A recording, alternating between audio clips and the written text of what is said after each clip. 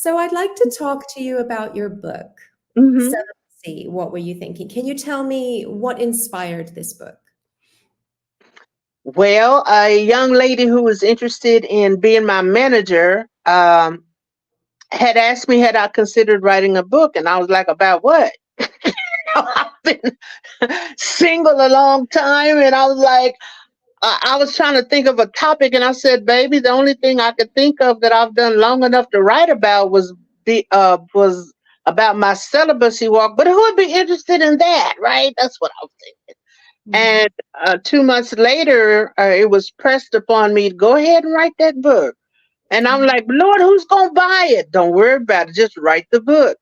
yeah. So that was the challenge. And I kind of dismissed it. I wasn't taking it seriously because I got the impression that everybody was doing it. Everybody who was a singer wrote a book. Everyone who was acting wrote a book, as if it's just something else you needed to do. Mm. And I didn't look at it as something I needed to do because Um, but anyway, it turned out about 3 months later, I had to take it to heart and go ahead and write the book. So I did. Yeah. So if you didn't need to do it, what was your reason for doing it? Well, I was spiritually impressed on my heart to go ahead and do it, and I was like, but and there were parts of it that I didn't want to put in there.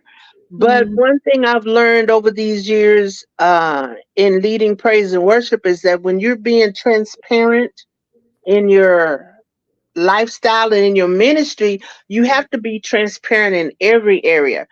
mm, So the part that I wanted to leave out, it turns out that's the part that the people or the women who read it remember the most, and they were feeling like, oh my God, I'm not the only one who felt like this. Oh my God. I was like, wow, if I had left that out, that would have been a missing part that, you know, um, well, I wouldn't have cared. I just felt like I just didn't want to share that. I felt like it was too personal. Didn't really want everybody to know all of that side of me. But right. God is like, uh-huh, yeah, but you got to let it out.